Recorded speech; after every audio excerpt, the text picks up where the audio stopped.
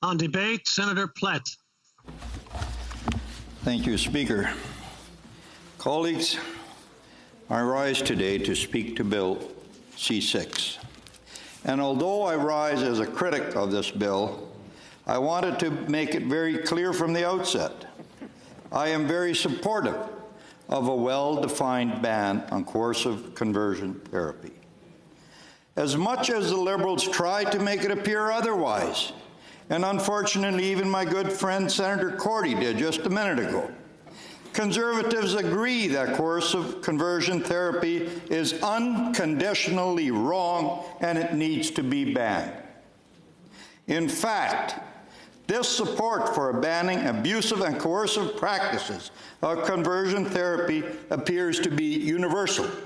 As noted on the government's website, many professional associations, such as the Canadian Psychological Association, the Canadian Psychiatric Association, and the Canadian Pediatric Society, have denounced conversion therapy as a practice that is harmful to LGBTQ2 persons, especially minors. Faith-based groups are also in agreement, colleagues. The Coalition for Conscience and Expression is an alliance of faith groups which includes the Canadian Conference of Catholic Bishops, the Church of Jesus Christ of Latter-day Saints, the Evangelical Fellowship of Canada, the Canadian Centre for Christian Charities, and the Christian Legal Fellowship. Today, they represent millions of Canadians and are unequivocally united in opposition to all abusive and coercive practices, including those related to conversion therapy. We have all heard the horror stories where techniques used in conversion therapy included things such as the application of electric shocks to the hand or genitals, ice pick lobotomies, chemical castration, nausea-inducing drugs, primal scream therapy, and more. Attempting to alter a person's sexuality through coercion and demeaning treatments is not therapy, colleagues, it's abuse. I am personally troubled by the experiences shared by victims of abusive conversion therapy. Too many members of the LGBTQ community have been harmed by degrading and dehumanizing practices which were imposed on them in an effort to change their sexual orientation against their will. This, colleagues, is wrong. Everyone deserves to be treated with dignity and respect, and as parliamentarians, we have a responsibility to ensure that this right is reflected in our laws.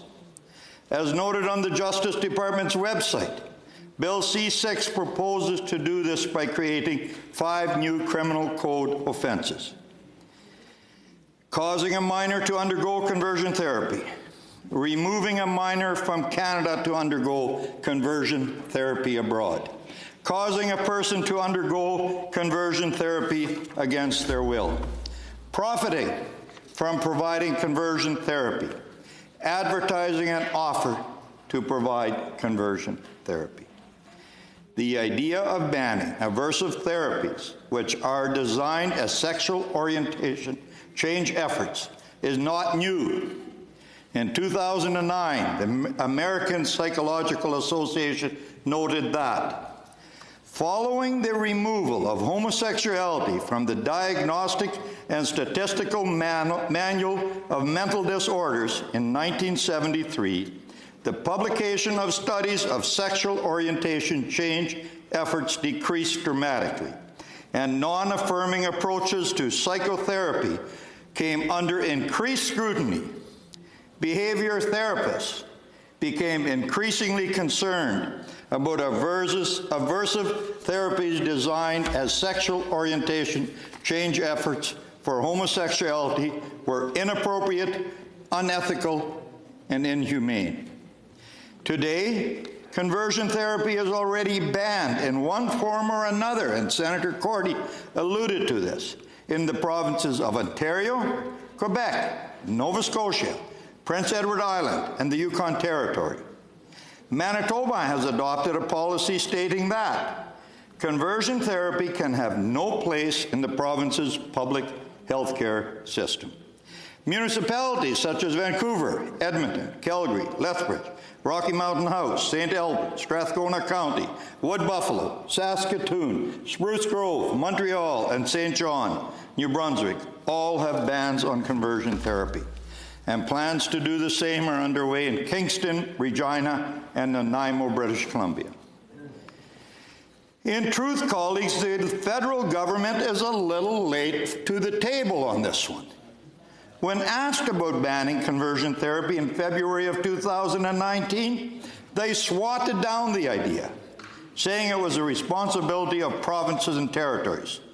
But after Senator Joyal tabled his private member's bill, S-260, in 2019, then reintroduced it as S-202, the government seems to have had an awakening and decided to take action. It is regrettable, however, that so much of what this government does is crass political maneuvering, rather than simply being motivated to do the right thing. We see this again with Bill C-6. Banning coercive conversion therapy is the right thing to do, but instead of drafting a bill which clearly articulates those parameters and could have passed unanimously, the government chose to try to make it a wedge issue by making this bill overbroad and ambiguous. Allow me to explain. Bill C-6 does not just ban coercive, harmful measures which are denounced by everyone. It casts a wide net which will have unintended and harmful consequences. Despite hollow assurances from the government, which we see regularly, as it is currently worded, this bill threatens voluntary conversations between individuals and their teachers, between individuals and school counselors, between individuals and pastoral counselors, between individuals and faith leaders, between individuals and doctors, and between individuals and mental health professionals and friends or family members. Ironically, however, it does not threaten conversations with Canadians who are heterosexual or cisgendered, only with those who are non-heterosexual or non-cisgendered.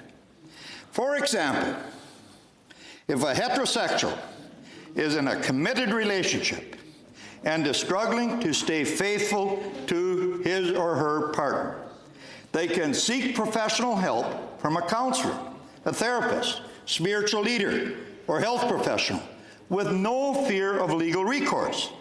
Likewise, those who provide them with assistance have no reason whatsoever to be concerned about the impact of Bill C-6.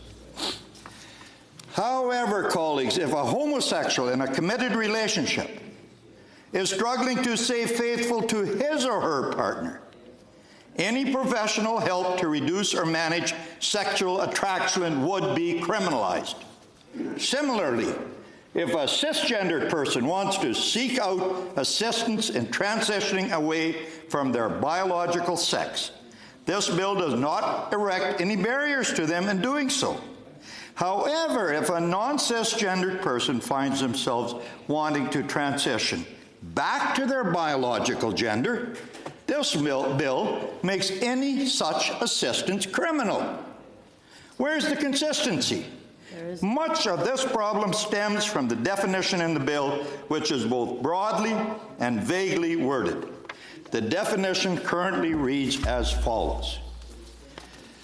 Conversion therapy means a practice, treatment, or service designed to change a person's sexual orientation to heterosexual, to change a person's gender identity or gender expression to cisgender, or to repress or reduce non-heterosexual attraction or sexual behavior or non-cisgender expression. For greater certainty, this definition does not include a practice, treatment, or service that relates to the exploration and development of an integrated personal identity without favoring any particular sexual orientation, gender identity, or gender expression. This definition has a number of problems. For starters, the terms practice, treatment, or service are not defined. Because of this, many witnesses at the Justice Committee noted that it is difficult to have a clear grasp on the scope of the bill's impact. The Coalition for Conscience and Expression put it this way: vague terms like practice, treatment, and service could be broadly construed to include not only harmful professional or commercial practices, but also discussions and activities with family members, friends, faith leaders, and others, whether in settings of worship, prayer, or other services, or as practices in families or group settings that have nothing to do with the ordinary or intended meaning of conversion therapy. Moreover, the breadth of the term practice and service, especially when attached to severe criminal penalties, threatens to unduly inhibit or restrict religious communities and faith leaders' good faith promulgation or expression of religious doctrines, teachings, and beliefs regarding sexuality. Secondly, although it is conversion therapy that is being banned, nowhere does the definition point out that the practice, treatment, or service needs to be therapeutic. This again opens the bill up to a broad interpretation and an overbroad application which, according to some constitutional lawyers, will threaten the constitutional freedoms of Canadians and leaves the Act open to the possibility of being struck down as unconstitutional. To address this problem, it has been recommended that the word therapeutic be added to the definition so that it would read, conversion therapy means a therapeutic practice, treatment, or service, etc. As suggested by one committee witness, adding therapeutic at the beginning of the definition of conversion therapy would go a long way in focusing the scope of this bill. It would alleviate the legitimate concerns of parents, teachers, and spiritual leaders from a diversity of faith groups, and their good faith conversations around identity are not targeted by this bill. Thirdly, the definition targets not only conversion therapy, but also any attempt to, and I quote, reduce non-heterosexual attraction or sexual behavior. This is highly problematic. As noted by Jojo Ruba at the Justice Committee, this phrase is not used by any professional body in North America. The Canadian Psychological Association, the Canadian Psychiatric Association, and their American counterparts do not include the phrase reduce non-heterosexual attraction or sexual behavior. There are legitimate reasons why Canadians would want to reduce sexual behavior without changing their orientation. Sexual behavior can include porn, sexual addiction, or extramarital affairs. Fourthly, as noted earlier, this bill's definition of conversion therapy only applies in one direction.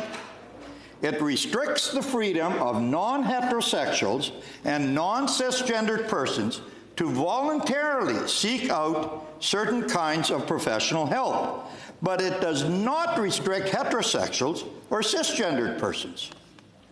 Mr. Ruba put it this way at committee: if Bill C-6 passes, heterosexuals would be able to get support to reduce undesirable sexual behavior. But LGBT Canadians will not.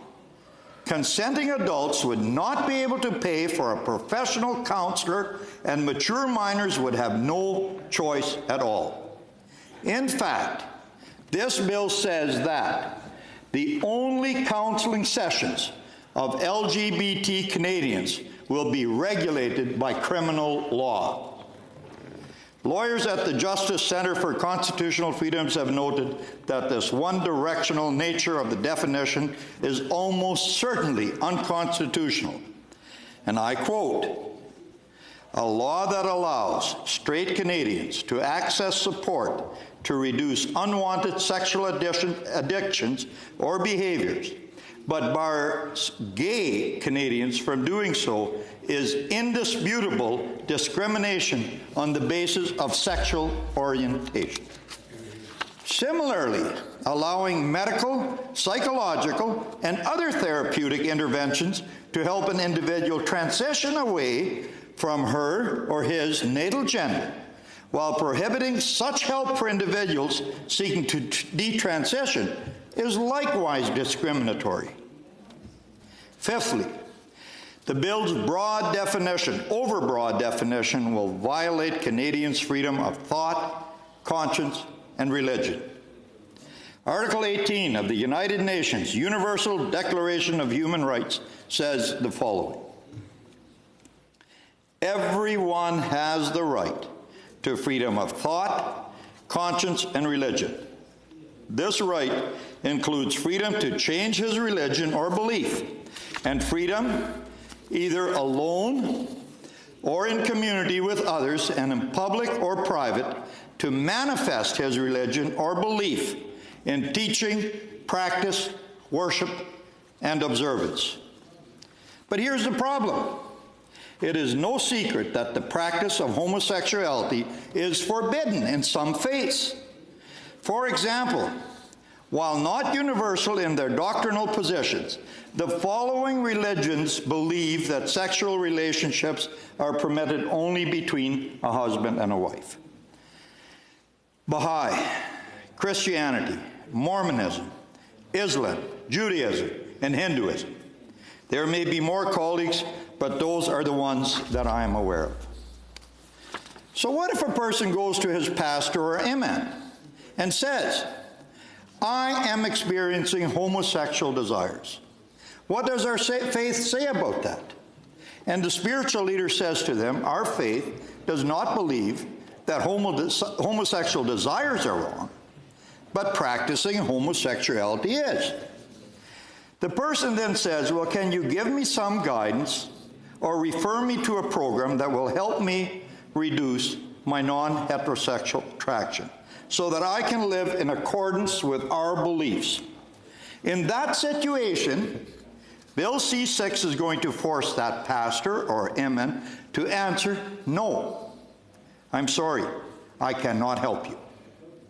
The Criminal Code of Canada prevents me from giving you any such guidance or assistance. If I do so, I could go to jail for up to 2 years."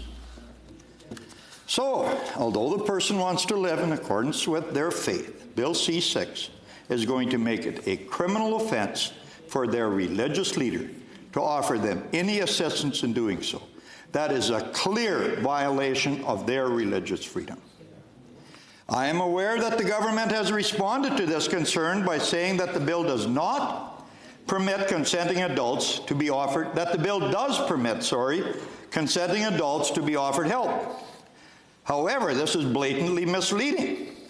A person cannot advertise such a consulting service and cannot be paid for such a consulting service.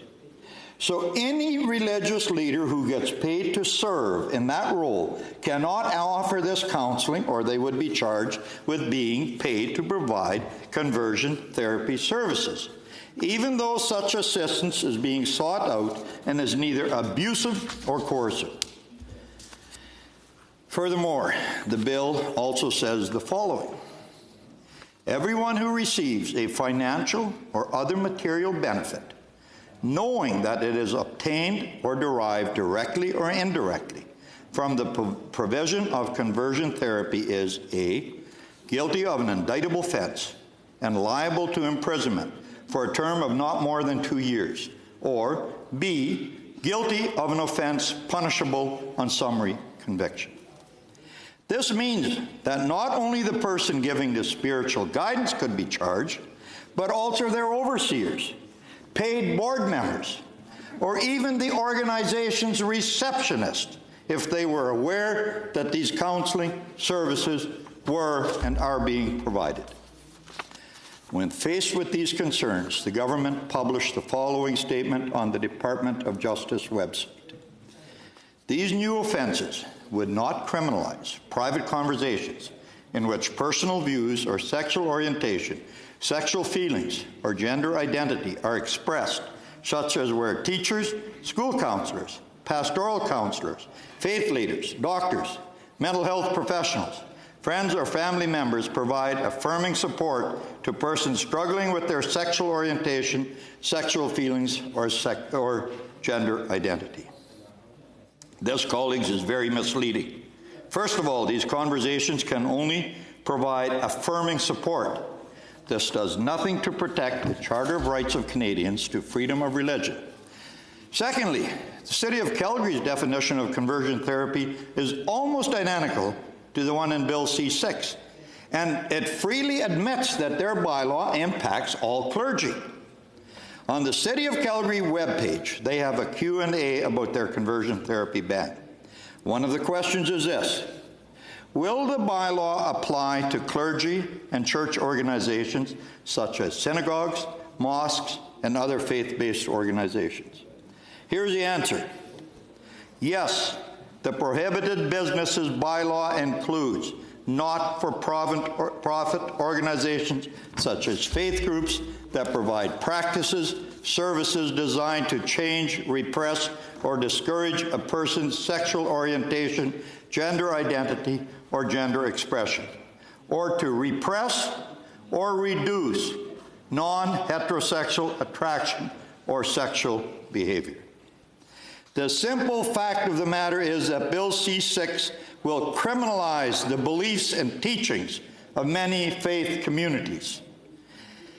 And this in spite of the fact that the government's own website says the following: freedom of religion or belief, including the ability to worship in peace and security, is a universal human right.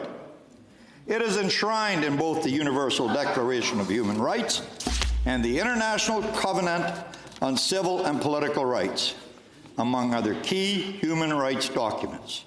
Discrimination against religious and belief communities, as with all forms of discrimination, causes suffering, spreads division, and contributes to a climate of fear, intolerance, and stigmatization. Colleagues, I could go on, but for the sake of time, I am going to wrap up. The bill before us today may be well-intentioned, and Conservatives support it in principle. Abusive or coercive conversion therapy should be banned. But the bill has significant problems which must be addressed. As my colleague before me, who opposed Bill C-10, I have said many times I do support bills going to committee for study. I cannot oppose a bill and then refuse it to go to committee for study. So I will not do that today. I believe this bill needs to be sent to committee to examine how to resolve these issues properly. And if we do so, colleagues, I believe we could have a bill which passes unanimously in this chamber and in the other place. I cannot think of a better way to send a clear, united message that abusive or coercive conversion therapy is unacceptable in today's day and age and will not be tolerated. Thank you.